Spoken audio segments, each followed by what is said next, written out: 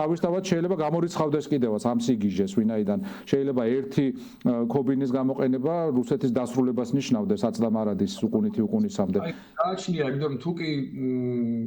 ნუ ჯერ ერთი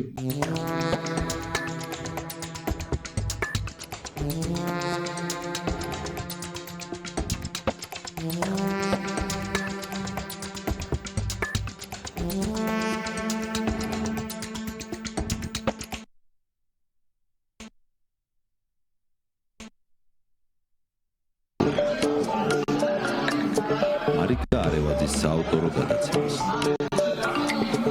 უსამართლო სასამართლო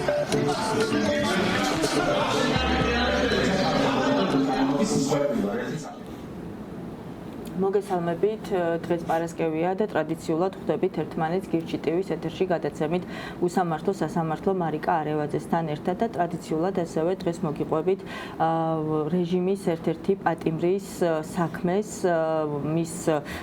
ადვოკატთან რევაზ აჭარაძესთან და დასთან ქეთი ქერაშვილთან ერთად. პირველ რიგში რევაზ ქეთი, დიდი მადლობა სტუმრობისთვის. სანამ უშუალოდ ირაკლი ქერაშვილის საქმეს განვიხილავთ ამ შემთხვევაში სანამ უშუალოდ ირაკლის საქმის დეტალებთან დაკავშირებით გკითხავთ, მინდა უბრალოდ მაყურებელს ჯერ მივაწოდო ინფორმაცია გუშინდელ მოვლენებთან დაკავშირებით, როდესაც რეჟიმის ერთ-ერთი პატიმრის საბა სვიტარიძის შემთხვევაში პროკურატურამ მოახდინა ასე ვთქვათ, გადაკვალიფიცირება და ბრალი აქამდე თუ მას პროკურატურა ედავებოდა პოლიციელზე თავდასხმას, ახლა უკვე თავადვე მოახდინა ამ ბრალის კვალიფიცირება და მხოლოდ სხეულის მსუბუქ დაზიანებას, ჯანმრთელობის მსუბუქ დაზიანებას ედავება. ეს ერთის მხრივ სწორედ იმ ერთიანობის, იმ შეუპოვრობის, იმ გაუტეხლობის და ბრძოლის შედეგია, რომელსაც თავად ეს პატიმრები, მათი ადვოკატები, მათი ოჯახის წევრები და მეგობრები ამდენი თვე დაუღალავად თუმცა ეს რა თქმა უნდა არ არის გამარჯვება, რადგან სრულიად უდანაშაულო ადამიანს, როგორც საბა სვიტარიძის შემთხვევაში, ასევე იმ 60 ადამიანის შემთხვევაში, რომელიც დღემდე საქართველოს საპატიმროებში არიან განთავსებულნი და გაუსაძლის პირობებში უწევთ ყოფნა სრულიად უსაფუძვლოდ. რა თქმა უნდა, ეს არის ასე ვთქვათ, ერთადერთი მოლოდინი არის ის, რომ ისინი დაუყოვნებლივ იქნენ განთავისუფლებულნი. რაც შეეხება ირაკლის საქმეს, რევაზ პირველი კითხვით თქვენთან გადმოვალ.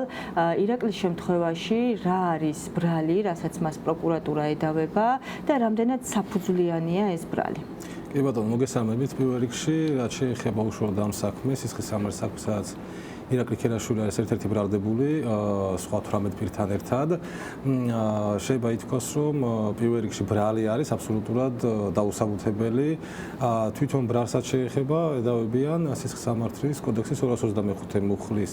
თითქოს დამან ჩაედინა ჯგუფურ ძალადობაში მონაწილეობა. რა თქმა უნდა, უკვე ალბათ საზოგადოება მაცის, რომ ჯგუფურ ძალადობისთვის საჭირო არის გარკვეული ორგანიზება, გარკვეული სტრუქტურა, როლების განაწილება. მსგავსი არაფერი არ მოიპოვება სისხლის სამართლის საქმეში, მეტიც ისიც კი არ გააჩნია ბრალდების ხარეს რაიმე სახის მტკიცებულება, რომ ირაკლი ქერაშვილმა ვინმე მიაყენა რაიმე სახის ზიანი, ეს იქნება პოლიციის თანამშრომელი, ეს იქნება არ ვიცი რაიმე ნივთის დაზიანება. ანუ პირველივე მომენტიდან ცარცახა იყო, რომ საქმის იდეა იყო, რომ უბრალოდ რაღაცა რაოდენობა პირების დაეკავებინათ, რომ სამაგალითო ყოფილიყო და მესიჯი გაეგზავნათ საზოგადოებაში, რომ აი რაღაც რეპრესიულ მექანიზმს მიმართავთ, რაც ფაქტობრივად დადასტურდა კიდეც ირაკლი ყობახიძის განცხადებით, რომ პროვინციული მიზანი ქონდა, ანუ რაც ყველას ქონდა გააზრებული, იმდენად დაუსაბუთებელი არის ბრალი, არანაირი მტკიცებულება არ არსებობს, ექსპერტები მოდიან, რომლებიც განმარტავენ, რომ თითქოს და რაღაც პირბადით პიროვნება რომ დგას, შეუძლიათ ცხვირის ფორმით ამოიცნონ, არ ვიცი, ნიკაპით და წვერი სად უმთავრდება ტუჩებთან, ანუ ეს განმარტებებს ვიღებთ, მოდიან პოლიციელები, რომლებიც დაზარებულად არიან ცნობილები, როგორც 8 პირიან საქმეში, ასევე 11 პირიან საქმეში და იმ ელემენტარულ კითხვაზე, როდესაც ჩვენ ვუსვამთ თუ ვისგან მიიღეს მათ დაზიანება და ვისთან აქვთ მათ პრეტენზია, ყველანი დარიგებულად, ფაქტობრივად განმარტავენ, რომ იმ შემთხვევაში თუ კი გამოძიება დაადგენს, რომ ამ პირებმა მათ მიაყენეს რაიმე სახის ზიანი, იმ შემთხვევაში თუ კი სასამართლო აღნიშნულს გაიზიარებს. ანუ დადასტურებულად ესე პირდაპირ ხელს ვერცერთს ვერ ადებენ ამ დრომდე და მათ შორის ირაკლისაც ვერ ადებს ვერცერთი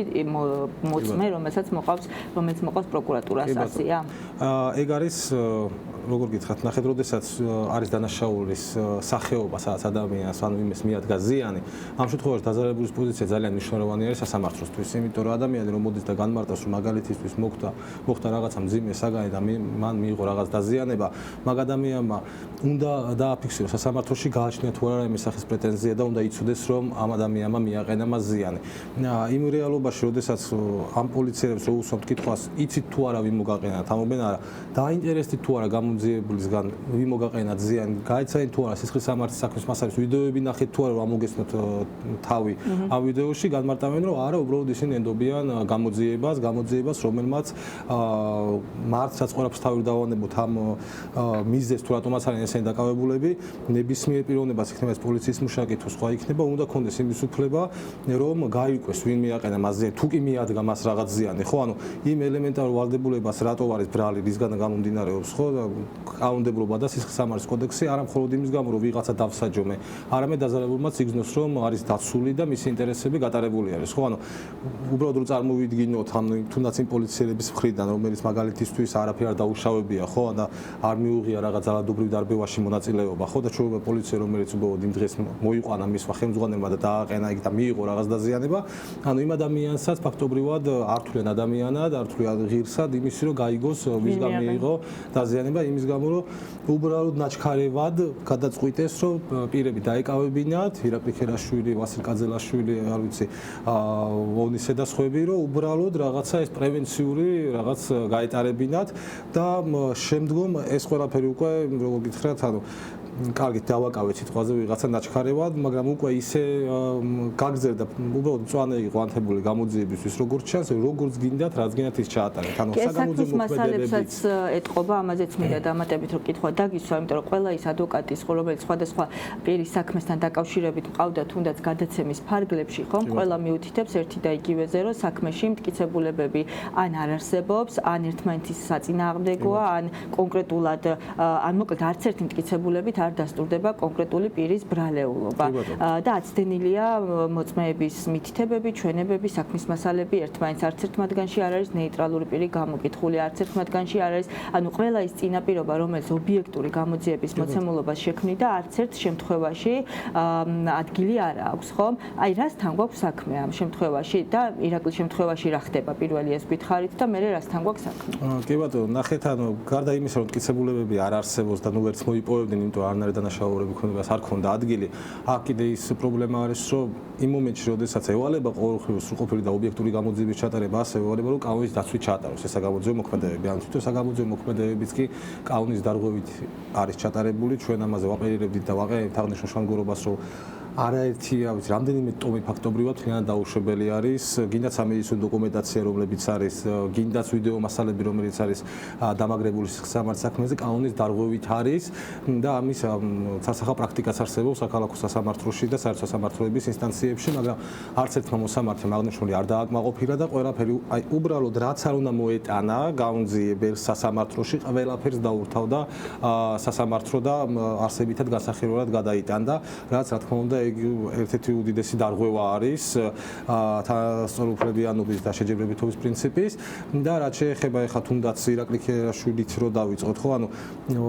პირველივე მომენტში ვიდეო მაგალითისთვის რაც არის გამოთხოვილი, ანუ სტრატეგიული დეპარტამენტიდან შინაგან საქმეთა სამინისტროსთან, როგორ შეიძლება მივიდეს გაუნძიებელი, უბრალოდ რო წარმოვიდგინოთ თქვენ მამაყურებელმა, გაუნძიებელმა აიღო განჩინება, რომელიც სასამართლო მას უთხრა, რომ უნდა წამოიღოს, გამოითხოვოს ინფორმაცია 28 ნოემბრიდან 3 დეკემბრის ჩათვლით, 4 დეკემბრის ჩათვლით და მიდის და 4 წამის ვიდეო მოაქვს იქიდან. ერთი 4 წამის ვიდეო და მეორე 4 წამის ვიდეო, სადაც ირაკლი ქერაშვილზე მიუთითებენ და სიგარეტს ეწევა ადამიანი. და ეს არის მტკიცებულება მათი წარმოდგენით და ის რომ თუნდაც ფეირვერკი თქვა ხელში უკავია ვიღაცას, არაფერი არ ჩანს, არანაირი არც პოლიციელი ჩანს, ადგილსაც კი ვარაუდით თუ კი ვარაუდებ რომ რა ადგილი არის ეს, ეს 4 წამის ვიდეო მოაქვს და განჩნება არის გაცემული რომ ეს თლიანი ვიდეოები უნდა მოიტანონ. თლიანი ვიდეოების არ მოტანის მთავარი მიზეზი რა თქმა უნდა ყველა მიცის რომ პოლიციელთა მხრიდან რაც ხორციელდებოდა, ფაქტობრივად თვითონ უნდა მოეტანათ მტკიცებულებები, რომელიც ამხელდა შემდგომ პოლიციის მუშაკებს თუ სხვა პირებს, ეგრეთ წოდებულ ტიტუშკები თუ სხვა ვინც მონაწილეობდნენ იმ პერიოდში პირების ცემაში, არადამე მოპრობაში და ესეთი რაღაცა გზა აირჩიეს რომ 4 წამიანი ვიდეო თქვა ირაკლი ქერაშვილზე, არ ვიცი რაღაცა მაგალითად ტერეშურზე რაღაცა 5 წამიანი ვიდეო და სხვა პირებზე, როგორ შეიძლება სრული სურათი შეექმნა სასამართლოს, რომ წარმოიდგინოს სასამართლოს უნდოდეს რომ სრულყოფილად განიხილოს საქმე და გამომძიებელს და პროკურორს მოაქვს 4 წამიანი ვიდეო. როგორ შეიძლება ამით მე იმსჯეროს და თუნდაც მე ბოდიშით მე კიდევ მივიდნენ ამ სტრატეგიულ დეპარტამენტში და თითქოს და უფრო სრულყოფილი ვიდეოები გამოითხოვეს და ეს სრულყოფილი ვიდეოები არის 3 წუთიანი. წუთ ნახევრიანი. განჩენები ძალიან მარტივია. ამ ვიდეოში ჩანს ის, რომ ადამიანი აქციაზე იყო, თუმცა ეს სადაო არც ერთი პირის შემთხვევაში არ არის, რომ ნამდვილად ეს ადამიანები იყვნენ აქციაზე, ხო? ჯგუფური დანაშაული და ძალადობა ახსენეთ, ხო? რაიმე მტკიცებულება თუ არის ჩადებული ისეთი საქმეში, რომელიც მიუთითებს, რომ ამ პირებს ერთმანეთთან ჰქონდათ კომუნიკაცია და მათი ეს კომუნიკაცია იყო ორგანიზებული ფორმის რაღაცა მიზნის მისაღწევად. კი ბატონო, რა თქმა უნდა, ამ ბრალდებისთვის აუცილებელი ელემენტი არის რომ დადგინდეს რომ რაღაცა კავშირი არსებობდა ამ ადამიანებს შორის, თუმცა არც ერთი, ესეც ცოტა სასაცილო როგორ დაამთხვიეს ესე რომ მათ არც ერთი არ იცნობს ერთმანეთს და არანაირი კავშირი ერთმანეთთან არ აქვს, ზარებსაც ვერ ამოიღებდნენ და ვერც ამოიღეს, ვერც მიმოწერა ვერანაირი, არავინ არც ერთს არ იცნობს და გამოძიება თავიდან ბრალის დადგენილება ჩვენ თუ წავიკითხავთ და სასამართლოში ედავება პროკურატურა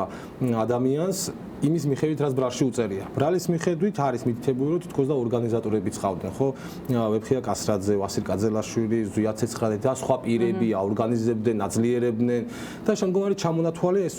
სია, ასე ვთქვათ, ირაკლი ქერაშვილი, ონისე, ანდრო და სხვები სია არის და თითქოს და პირველად რომ მკითხულობ ამას, გაქვს განცდა რომ თითქოს და უნდა იყოს რაღაც კავშირი, ბრალდება მას თითქოს და იპოვა რაღაც კავშირი, მაგრამ როდესაც ეს პირველივე სტომას ფაქტობრივად ეს პრობლემა წარმოეშვა შემდგომ პროკურატურამ თქვა ძალიან საინტერესო რამე რომ არა ეს ხალხი ერთმანეთს არ იცნობდა და ეს ხალხი ამადგან შეიძლება არც არისო დაორგანიზებულიო და ეს ხალხი სპონტანურად შეიძლება შეიკრიბაო და ეს არის ჯგუფი, როგორ შეიძლება მუხლს რომელშიც ორგანიზატორობა არის სამქმედების და მონაწილეობა არის სამქმედების თქვა რომ ეს პირები სპონტანურად შეიკრიბა. თქვა ეს პროცესი რომ სპონტანური შეიძლება იყოს მათი შეკრება. კი ბატონო, ეგეთი განმარტებაც გაკეთეს,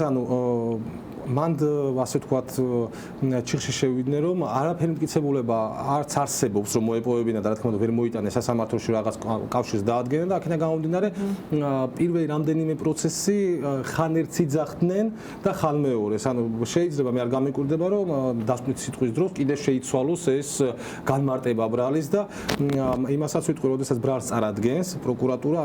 რაც წერია იმას ედავები. ამის გაკეთილშობილება და შეფუთვა მე არსებითი განხილვისას არ ხდება. მოსამართლემ უნდა მიიღოს ძალიან მარტივი გადაწყვეტილება, რაც ამ ფურცეზე ბრალდების შესახებ დადგენილებაში წერია, ეს ჩაიდინა თუ არა ადამიანმა და გამოიტანოს გამამტყუნებელი თუ გამამართლებელი განაჩენი და მე ამის განმარტებები რომ ესენი სპონტანურად შეიკრიბნენ თუ მსგავსი. კი, აი სწორედ ამას ვამბობდი, როცა გადაცემის დასაწყისში აღვნიშნეს საბას სპიტალიძის შემთხვევა, როდესაც იქაც ფაქტობრივად მტკიცებულებების არ ქონის პირობებში, როდესაც ადამიანს, რომელიც აუცილებელი მოგერების ფარგლებში მოქმედებდა, რადგან თავდასხმა მოხდა უშუალოდ შენიღბული ადამიანების, რომლებიც მოგვიანებით აღმოჩნდნენ თურმე პოლიციის მაღალ შინოსნები, ვერ მოახდინეს, ასე ვთქვათ, იმდენად აბსურდი იყო ის ბრალი, რაც წარადგინეს საბას შემთხვევაში, ირაკლის შემთხვევაში და ყველა ამ ბიჭის თუ ქალბატონის შემთხვევაში, ვისაც ეს ბრალი აქვს წარდგენილი, რომ მოუწიათ ყოველ შემთხვევაში ახალ სტრატეგიას მიმართეს და ბრალი შეამსუბუქეს. ბრალის შემსუბუქება და მუხლის გადაკვალიფიცირება, ოღონდ კიდევ ერთხელ უნდა აღინიშნოს, რომ არ ნიშნავს, ასე ვთქვათ, იმას, რომ ადამიანს ამდენი ხნის განმავლობაში უდანაშაულო ადამიანს რომ მიაყენებ ტანჯვას და საპყრობილეში გამოკეტავ, ეს არ არის, ასე ვთქვათ, იმის შესაბამისი ქმედება, ხო? კეთი, აი შენ მინდა რომ მკითხო, შენთვის ირაკლი არის ძმა. და ირაკლი მე როგორც ვიცი პროფესიით არის ექიმი. ირაკლი იყო აქციაზე სამშობლოს დასაცავად ისევე როგორც 1000-ობით და 10000-ობით ადამიანი იმ დღეებში, ხო? და შენ ასევე ესწრები არა მარტო ირაკლის, არამედ სხვა პატიმრების პროცესებს. პროცესებს, რომლებიც სავსეა, ასე ვთქვათ, არასწორი ინფორმაციებით, ეგრეთ წოდებული შესაძლოც სრულჩვენებებით, მტკიცებულებების განხილვას ესწრები. რას ნიშნავს შენთვის ეს პროცესი? რას გაჩვენებს ეს პროცესი? პირველი, რას ნიშნავს შენთვის ეს როგორც ირაკლის დისთვის და მეორე, რას ნიშნავს შენთვის, რაც ხდება სასამართლოში როგორც მოქალაქისთვის? პირველ რიგში მადლობა მოწვევისთვის. რაც შეეხება ამ პროცესებს, დისთვის არის თან მე უფროსი დავარ და ჩემთვის ყოველთვის ძალიან ყოველთვის ირაკლიზე ვარ გადაფარებული და ვცდილობ ხოლმე რომ ყოველთვის ვიყო მის გვერდით არა მხოლოდ მასთან ერთად ვიყო, იმიტომ რომ მე და ირაკლი ყოველ დღეს ამ აქციებზე ვატარებდით ერთად. ეს ეხლა არ დაწყებულა ირაკლი არაერთი წელია უკვე დგას რუსთაველის გამზირზე, აპროტესტებს იმ უსამართლობას, რა უსამართლობაშიც დღემდე გვიწევს ცხოვრება საქართველოს მოქალაქეებს. ძალიან მძიმეა, მაგრამ ამავდროულად ძალიან საამაყო არის პირადად ჩემთვის რომ უყურებ ირაკლი როგორი ძლიერი არის, როგორც არის მე ჩვენ, როგორც რეზომას აღნიშნა ჩვენ არავინ არც ოჯახები ერთმანეთს არ ვიცნობდით აქამდე, მაგრამ დღეს უკვე რაღაც ერთ დიდ ოჯახად ჩამოყალიბდი და ძალიან თვალშისაცემია ბიჭები როგორ გაიზარდნენ, როგორ დაღვინდნენ, ასე ვთქვათ, აი ამ პროცესების განმავლობაში და ტკივნეულთან ერთად ძალიან საამაყო არის, რა თქმა უნდა, ირაკლის დანახვა, რომ აი ესეთი მყარი და ესეთი შეუპოვარი პოზიცია აქვს და დღემდე აგრძელებს აი ამ პოზიციაზე ყოფნას. მოქალაქის თვალსაზრისით და მოქალაქის მხრიდან თითოეული პროცესი არა მხოლოდ ირაკლის საქმეში, არამედ სხვა სინდისის პარტნიორების საქმეშიც მაქსიმალურად ვცდილობ რომ დავესწრო, აჩვენებს იმას, რომ სრული კატასტროფა არის ყველა ინსტიტუციის, არა მხოლოდ სასამართლო სისტემის, არამედ ყველა დანარჩენი ინსტიტუციების, რომლებიც რეალურად სახელმწიფოს ქმნის და სახელმწიფოების განცდას აძლევს მოქალაქეს, ხო? სრულმოწმეები მოდიან, რომ ნებისმიერი ადამიანი, ვინც პირველად ესწრება ხოლმე ჩვენს სასამართლო პროცესებს, ძალიან ბევრს თვითქონს, რომ აი როგორ უძლებთ აი ამ ყველაფერს, იმიტომ რომ ძალიან ემოციური არის ამის ყურება, როცა შეიძლება არ ქონდეს სამართლის განათლება და სამართლებრივი საფუძვლები და არ იცოდე ქონდეს შესაბამისი განათლება, მაგრამ ძალიან თვალშისაცემი არის დაცვის მხარე როგორ კითხვებსაც უსვამს და შემდგომ ამ მოწვევის მხრიდან გაცემული პასუხები უბრალოდ იმდენად რთულია, მაგრამ ჩვენ უბრალოდ შევეჩვევთ უკვე და რაღაც რეზისტენტული გავხდით უკვე აი ამ მოწმების მხრიდან გაჟღერებული პასუხების, მაგრამ ძალიან რთულია, თუმცა აი მოქალაქე ესწრება ამ სასამართლო პროცესებს, ისმეს ამ ყველაფერს და ძალიან რთულია რომ ეს ემოციების გარეშე გაატარო. არ ვიცი, სრული კრახი არის რეალურად რაც ხდება ჩვენს ქვეყანაში და ის რაც ყველაზე დიდ საფუძველს და საძირკველს უნდა უქმნიდეს ქვეყანას, ხო, სასამართლო სისტემა. ეს არის სრულად მორღვეული და ჩამოშლილი. არ აქვს მნიშვნელობა, ვინც არ უნდა იყოს ხელისუფლებაში, სასამართლო სისტემა ყოველთვის უნდა იყოს ხელშეუხებელი და სამწუხარო ფაქტი არის ის, რომ ყველაზე მოწყვლადი აღმოჩნდა, რომ არის სასამართლო, მოსამართლეები და პროკურორები და მოწმეებზე საერთოდ აღარაფერს აღარ ვსაუბრობ. კი, ნამდვილად საკმაოდ რთული სიტუაციაა სასამართლოში. ამ დროს სასამართლო არის ის ორგანო, რომელსაც შეუძლია აღკვეთოს როგორც პროკურატურის მხრიდან ეგრეთ წოდებული შეკერილი საქმეების არსებობა ზოგადად ქვეყანაში, ასევე შინაგან საქმეთა სამინისტროს მხრიდან, რადგან სწორედ ჯარიმებთან მიმართებით ან ადმინისტრაციულ დაკავებებთან მიმართებით, რომელიც გუშინ მაგალითად ადამიანები, აქტივისტები დააკავეს ფაქტობრივად არაფრის გამო. და საქართველოს მასშტაბით ყავს სხვადასხვა იზოლატორებში განაწილებულები, ხომ? და ამ დროს სასამართლოს შეუძლია, რომ ერთხელ და ორჯერ, სამჯერ რომ იტყვის, რომ არა, ამაზე არ მოყვება შედეგი, ამაზე პირიქით სახელმწიფო სტრუქტურა აგებს პასუხს, ის აღარ მოახდენს, ხო? შინაგან საქმეთა სამინისტრო აღარ წაიღებს შეკერილ საქმეებს, პროკურატურა აღარ წაიღებს შეკერილ საქმეებს და ასე მოხდება ადამიანის უფლებების დაცვა. სამწუხაროდ სასამართლო დამოუკიდებელი საქართველოს ისტორიაში არც ერთ ეტაპზე არ გამოვიდა ის მნიშვნელოვანი რგოლი ხელისუფლების და ის მართლმსაჯულების ფუნქცია ვერ შეასრულა, რომელიც უნდა შეესრულებინა, მაგრამ ცვლილებების მერე აუცილებლად ეს ყველაფერი უნდა შეიცვალოს და ალბათ ამისთვისაც ვიბრძვით. ცოტა გამიგრძელდა მე სიტყვა, მაგრამ კიდე კითხვა მაქვს შენთან. პატიმრების ოჯახის წევრები საკმაოდ აქტიურად ხართ ჩართული როგორც რუსთაველის პროტესტში, ასევე სასამართლოში სიარულში თავისთავად ცხადია და ასევე თქვენი ხმა საკმაოდ კარგად ისმის ჩვენ საერთაშორისო პარტნიორებთან და მოკლედ საერთაშორისო ასპარეზზე. შენ სწორედ პატიმრების ოჯახის წევრების სახელით ევროსაბჭოშიც ქონდა გამოსვლა, ხომ? რა ვითარება ასე თქვა საერთაშორისო მიმართულებით და რამდენად გვიდგას გვერდით გრძნობთ თქვენ იმ გვერდში დგომას და უშუალოდ საერთაშორისო პარტნიორების მხრიდან. როგორც კი ბატონო აღნიშნეთ, ევროპარლამენტში ქონდა გამოსვლა, დელეგაცია ვიყავით ჩასული, მე ლაშა ბუღაძე და ბექა ყორშია გამოვდიოდით. ძალიან ესეთი ძალიან იგრძნობა მხარდაჭერა საქართველოს და ქართველი ხალხის მიმართ პირველ რიგში, იმიტომ რომ სულ აინტერესებდათ მოდიოდან გვიკითხებოდა რა რეალურად თქვენი მხრიდან, ანუ ერთიაროდესაც ჩადიან პარლამენტარები, პოლიტიკოსები და ასე შემდეგ და რაღაც პოლიტიკის ჭრილში განიხილავენ ამ ყველაფერს, მაგრამ მეორე როდესაც უშუალოდ მოქალაქე ხო, მე ამ შემთხვევაში კი წარმოდგენილი ვიყავი როგორც პროტესტის მონაწილე და ნუ სენსის პატიმრის ოჯახის წევრი და სულ აინტერესებდათ რა რეალურად რა ხდება, ანუ თქვენი სიტყვებით გადმოგვეცით რა არის თქვენი არ ვიცი, გულის ტკივილი რა არის, რით შეგვიძლია რომ ჩვენ დაგეხმაროთ, რით შეგვიძლია, რა შეგვიძლია გავაკეთოთ, ოღონდ ისეთი ნაბიჯები გადავდგათ, რომ ქართველი ხალხი არ დავკარგოთ ჩვენ, იმიტომ რომ ძალიან კარგად ხედავენ და ისმით ჩვენი ხმა ევროპარლამენტარებს, ხედავენ რომ საქართველოს და ქართულ ხალხს არასდროს არ დაუხევია უკან, როდესაც არის საუბარი ევროინტეგრაციაზე და აი ამ ევროპულ გზაზე სიარულზე, ერთადერთი ვინც უკან იხევს, ნუ ხედავთ რომ ჩვენი ხელისუფლება არის ბრჭყალებში, მაგრამ ყოველთვის ხედავენ იმას, რომ ჩვენ არ ვჩერდებით, ბოლომდე ვიბრძვით, მართალია ჩვენ სიტყვას, ნათქვამ სიტყვას ვასრულებთ, მაგრამ სათქმელი ჯერ კიდევ ძალიან ბევრი გვაქვს და ძალიან ხშირად კობახიძე და მისი პარტიის წევრები ძალიან ხშირად აპელირებენ იმაზე, რომ ვითომ ევროპა ცდილობს, რომ ჩვენ შიდა საქმეებში ჩაერიონ და ხელი აფათურონ აი ამ შიდა სამზარეულოში და აქ მინდა აღვნიშნო, რომ თვითონ ევროპარლამენტარები გვენებიან იმას გვითხრეს მაშინ ის, რომ ჩვენ თქვენს გასაკეთებელს ვერ გავაკეთებ. ქართველმა ხალხმა უნდა მოიღოს ხმა და ქართველი ხალხი უნდა იდგეს იმ გზაზე, რომელიცაც მათ აქვთ არჩეული თავიდანვე და ჩვენ მხოლოდ შეგვიძლია თქვენ გვერდში ვიდგეთ, ყველანაირად როგორც შეგვიძლია, რა თქმა უნდა, დემოკრატიის და სამართლებრივ ფარგლებში, მაგრამ ქართველი ერის და ქართველი ხალხის გადაწყვეტილებას ჩვენ ვერ და არ გავაკონტროლებთ. ეს ძალიან რეალურად ეს არის ხო დემოკრატიის საფუძვლები და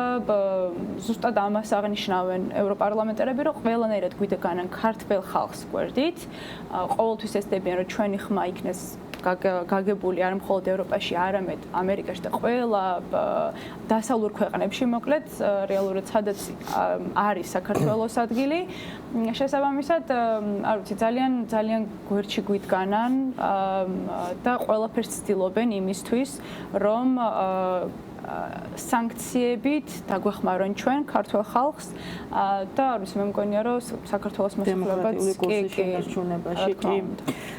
ნამდვილად ეს მაინტერესებდა უბრალოდ თქვენ რა იგრძენით და რამდენად დაინახეთ ის მხარდაჭერა. მე მინდა რომ გადაცემის ფორმიდან დროიდან გამომდინარე მოვასწროს დაგიბრუნდები ქეთი რეზო ისევ თქვენთან მაქვს კითხვა ირაკლის შემთხვევაშიც ისევე როგორც სხვა ასე ვთქვათ ქართული ოცნების პრემიერ-მინისტრის განცხადების შესაბამისად პრევენციულად დაკავებული პირების შემთხვევაში ყველა პირს მიესაჯა აღკვეთი ღონისძიების სახით წინასწარი პატიმრობა. რამდენად იყო, მე ამას ყველას ვუსვავ ამ კითხვას და ამ წინაპირობებს განმარტებაც მინდა რომ მივცეთ, იმიტომ რომ მე მინდა რომ მსმენელმა მიიღოს ის ობიექტური მოცემულობა, რომელიც არ დადის სასამართლოში, რომ რა ხდება რეალურად, ხო? და მიიღოს თან ადვოკატისგან, უფლებადამცველისგან. ანუ რამდენად იყო იმისი აუცილებლობა და იმისი სამართლებრივი წინაპირობები რომ ირაკლის შემთხვევაში გამოყენებულიყო აღკვეთი ღონისძიების ყველაზე მკაცრი ფორმა, როგორიც არის თავისუფლების აღკვეთა, ხო? კი ბატონო. მან ერთ-ერთი ამოსავალი წერტილი ის არის, რომ ბრალდების ხარე არც ერთ მომენტში არ საუბრობს ამ ბიჭებზე ინდივიდუალურად და როდესაც საუბრობს ბრალდების ხარე ყოველთვის უნდა განმარტოს ირაკლი ქერაშვილი თქვათ რა საფრთხეს წარმოადგენს რომ გავიდეს საპატიმროდან და იყოს თქვათ გირაოთი ხო ან სხვა პიროვნება ვასილ კაძელაშვილი ან სხვა პიროვნება რა საფრთხეს წარმოადგენს მიიმალება ახალდანაშაულს ჩაიდენს მოწმეებზე მოახდენს ზემოქმედებას თუ სხვა ჩვენ შემთხვევაში აღსანიშნავი არის ის რომ ბრალდების ხარე სხვა საქმეებშიც ესე არის და ვაღიაროთ ეხა პოლიტიკური იქნება თუ არ იქნება ყოველთვის რაღაც ჩაბრუნებით მოდის სასამართლოში და რაღაც დიდად არიწუხებს ხოლმე ძირითად შემთხვევებში გამონაკლისების არსებობს რა თქმა უნდა სადაც რაღაცის დასაბუთება უფრო მაღალი სტანდარტით შეუძლია ამ შემთხვევაში სასამართლო ძალიან მარტივად უბრალოდ დააკმაყოფილა ბრალდების შუამდგომლობა უბრალოდ აღსანიშნავი არის რომ გარკვეულ მომენტში თვითონ სასამართლოც განმარტავდა რომ მაგალითისთვის რაღაც ეტაპზე უკვე მიმალვის საფრთხე თითქოს აღარ არსებობდა თავის გადაწყვეტილებაში მე უკვე როდესაც მივედით უკვე წინა სასამართლომდე არსებით განხილვაზე რომ გადავდიოდი და კიდე იყო გადასინჯვა მე უკვე განმარტა რომ კი ბატონო რაღაც პოლიციებზე ზემოქმედება და ზეწოლას ჩვენ თვითონ რომ არ არსებობსო და ფაქტობრივად დარჩა ერთადერთი საფუძველი რომელთაც დღეს არიან ეს ბიჭები პატიმრობაში ეს არის ახალი დანაშაულის საფრთხე როდესაც ახალი დანაშაული საუბრობთ პირველ რიგში სასამართლოები მაინც უნდა იყოს ადამიანი რომ რაღაცა მყარი ოდნა მაინც ეჭვი ქონდეს რომ შეიძლება კიდევ ჩაიდინოს აი მიდრეკილია რაღაცა ფრაზა მაინც რო თქვა სასამართლომ ან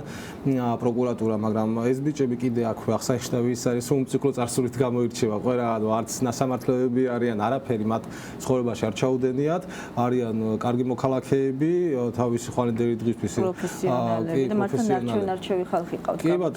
და აღსანიშნავი არის რომ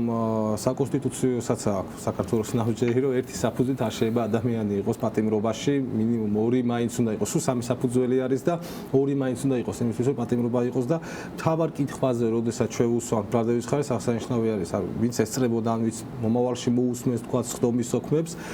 ერთ მარტივ კითხვას უსვამთ ბრალდების ხარეს რატომ არ შეიძლება უფრო ნაკლებად მძიმე აღკვეთი ღონისძიება იყოს შემაკავებელი ამის დასაბუთება ისაც ევალება ბრალდების ხარეს, მაგრამ არ ამბობს, რატო არ შეიძლება მაგალითისთვის აეგრძალოს, რა ვიცი, რუსთაველზე გასვლა ირაკლი ქერაშვილს აეგრძალოს ვიღაცებთან კომუნიკაცია, დაევალოს ყოველ ორშაბათ დღეს მაგალითად მივიდეს საგამოძიებო უწყებაში გამოცხადდეს, ქვეყნიდან გასვლა აეგრძალოს, ანუ ამ დამატებითი ღონისძიებები ძალიან მარტივად შეიძლება თუ კი რამე საფრთხე არსებობსაც არ არის რეალურად დღეს, ამით აღმოიფხრება, არ არის აუცილებელი ადამიანი იყოს პატიმრობაში, უბრალოდ როგორც ჩანს ეს არის კიდევ ერთი მექანიზმი ამ ადამიანზე ზეწოლის, რომ ალბათ თავიდან ქონდათ ალბათ იმედი, რომ ვიღაცა, ასე ვთქვათ, ჭყალებში გატყდებოდა და რაღაცას დაიბრალებდა, ან ვიღაცას რაღაცას დაადებდა ვიმეს ხელს, მაგრამ აღსანიშნავი არის, რომ მართლაც ძალიან დიდი გამძლეობა აქვთ ამ ბიჭებს, რომ ისაც არ ჩაუდენიათ, არავითარ შემთხვევაში არ თვლიან და ძალიან სწორად ფიქრობენ, რომ არ უნდა დაიბრალონ. და აქედან გამომდინარე, რეალურად რომ შემდგომ უკვე საზოგადოებამაც გაიგო, უფრო კარგად რა ხდება და როგორც მე ადვოკატს, მაგალითად, მე ჩემთვის უფრო ბევრად მიმარტივდება, ასე ვთქვათ, ადამიანის დაცვა, როდესაც ისიც ჩამოყალიბებული არის, რომ არა ბოლომდე არის აქ სადაო, მე არაფერი არ ჩამიდენი არის და რა თქმა უნდა, ესეც ასე ვთქვათ, მაძლიერებს. კი, ესეც მნიშვნელოვანი მომენტია, როდესაც არც ერთი მათგანი არ გატყდა, ასე ვთქვათ, არ შეშინდა და ბოლომდე იბრძვის სამართლიანობისთვის ფაქტობრივად ერთხმად. სხვათა შორის ალბათ ესეც არის იმის განმაპირობებელი, რომ ახლა უკვე ეს პატიმრობები და ეს უკანონო დაკავებები, რომლითაც აპირებდნენ ვითომ ამ პროტესტის გაშავებას ამ ადამიანების ეგრეთ წოდებულ დასჯას პირდაპირ ექცათ თავის ტკივილად, იმიტომ რომ ის ხმები რაც გამოდის სასამართლოდან თავდაპირველად ვიდეო აუდიო მასალების სახით და შემდგომ იძულებულნი გახდნენ რომ ესეც აეკრძალათ ხო სწორედ იმიტომ რომ პირდაპირ ჩანდა ცხადად ჩანდა რა ხდებოდა სასამართლოში მიუთითებს იმაზე რომ რამდენად აბსურდულია ეს ბრალი თითოეული მათგანის შემთხვევაში რამდენად დაუსაბუთებელია და პირიქით მათივე მადისკრედიტებელი გახდა ფაქტობრივად ეს საქმეები ასევე მინდა დავსვა კითხვა პირობებთან დაკავშირებით, იმიტომ რომ აქტუალური გახდა ბოლო პერიოდში, როდესაც ასეთი კატასტროფული სიცხე არის და საკნები თუ შეხვედრების ოთახები არ არის აღჭურვილი შესაბამისი გამაგრილებელი სისტემებით, ხო, იქნება ეს კონდიცირება, ვენტილაცია თუ ასე შემდგომ. ირაკლის შემთხვევაში როგორ არის საკითხი და რა ხდება, რომელიც გაქვთ ინფორმაცია? ხო, ამ შემთხვევაში არ არის კონდიცირება. ირაკლი არის გლდანის პენტენციალურ დაწესებულებაში. იმ საკანში ყოველ შემთხვევაში რომელშიც ირაკლი არის არ გახლავთ და დანარჩენი სინდის პატიმრების საკანში არ არის ესე კონდიცირება. ერთ-ერთი საშუალება მათთვის არის ვენტილატორები, ეგრეთ წოდებული, რომლებიც როგორც გამოვიდა ხმები არ ქონდათ იმ პერიოდში და შემდგომ შეავსეს ეს მარაგი. აი 2 დღის წინ მკითხე ზუსტად ირაკლის რომ ვენტილაციაზე რა შვებით თქვა და მაშინ მითხრა რომ აი უნდა ვიყიდოთო და გუშინ რომ მკითხე უკვე იყიდეს და ასე ვთქვათ ეს ვენტილატორი აქვთ, მაგრამ იმ ვენტილატორს ისე შესაბამისად ვერ ხმარობენ, იმიტომ რომ ზოგიერთი კამერა არ არის გარემონტებული და უბრალოდ გოგითად აი ტურის ბუდე იქცევა, როდესაც აი ამ ვენტილატორს თავენ და ხო ცოტა ისეთი რთული პირობები აქვთ ამ შემთხვევაში, მაგრამ ნუ ტემპერატურა ვერ გახდება იმის მიზეზი, რომ დავუშვათ მაინც ბოლომდე მედგრად დგანან და არც სიცხე და არც ავიცი მე ეს ადამიანური პირობები ხო საჯელახსრულების დაწესებულებაში სახელმწიფო არის ვალდებული სწორედ რომ უზრუნველყოს ადამიანური პირობები და ადამიანი არ დაექვემდებაროს წამებას და არა ადამიანურ მოკვლობას. რეზო არის რაიმე ისეთი მნიშვნელოვანი დეტალი, რომელიც თქვაც გინდათ საზოგადოებისთვის ამ საქმეში ბუნებრივია? კი ბატონო, რა ვიცი, მოკლედ ასე ვთქვათ, რომ შევაჯამო, ანუ ძალიან ხშირად ვიმეორებთ, რომ ანუ ამ საქმეში არანაირი მტკიცებულება არ არის და რაღაც ამ ბოლო დროსაც რომ რაღაც კიდევ ერთხელ რაღაც მსჯელობდით გინდა ადვოკატები, გინდა ოჯახის წევრებთან, ანუ როდესაც ვამბობთ, რომ ამ საქმეში არ არის არანაირი მტკიცებულება, ანუ ნამდვილად ამას გულისხმობთ, ანუ არანაირი უტრირება არ ხდება, არანაირი რაღაცის დამალვა არ ხდება, ნებისმიერ მოქალაქე რო ადგეს და ეს 13 ტომი რო აიღოს ხომ და ფურცელ მიყვეს, ყველას რომ მისოქს რომ მოусმინოს იგივე აზრზე იქნება რომ ასეთი სტანდარტით ბრალის წარდგენა არის დაუშვებელი და მით უფრო რა თქმა უნდა მე პატიმრობაში დატოვება ამდენი ხნის მანძილზე. რა თქმა უნდა ყოველს რომ აჩვენებს რომ ბრალდება არის დაუსაბუთებელი და პირიქით როგორც კეთნა მახსენა ნებისმიერ კითხვაზე რომელსაც უსვამთ ვიღებთ პასუხს რომელიც პირიქით დასახარისთვის არის სასარგებლო რეალურად ყოველს ხდომაზე და რა თქმა უნდა გადაწყვეტილება უკვე სასამართლო მიიღებს შემდგომ უბრალოდ ასეთ პირობებში შეუძლებელი არის რომ გაუნტყუნებელი იქნეს გამოტანილი სამართლებრივად. კი ბატონო, დიდი მადლობა რევაზ, კეთი, განვიხილავდით გადაცემაში ირაკლი ქარაშვილის საქმეს და შევეცადეთ წარმოგვედგინა ის მნიშვნელოვანი დეტალები, რომელიც აბსურდულს ხდის სწორედ იმ ბრალს, რასაც რეჟიმი ედავება კონკრეტულად ამ შემთხვევაში ირაკლი ქარაშვილს. ასევე დღევანდელი გადაცემა ცოტა ადრე შევედით ეთერში და ადრე ვასრულებთ, რადგან ერთ-ერთი პატიმრის ირაკლი გიორგი ახობაძის პროცესია იწყება ცოტა ხანში, რომელიც შეიძლება იყოს ბოლო პროცესი პირველი ინსტანციის სასამართლოში და აუცილებლად უნდა მოვასწროთ იქ მისვლა იმისათვის რომ ვიყოთ ამ ადამიანის გვერდით. დაგემშვიდობებით მომავალ პარასკევამდე. ყოველ პარასკევს 4 საათზე უკული მარიკა არევაძის საავტორო გადაცემას უსამართლო სასამართლო. This is where we are.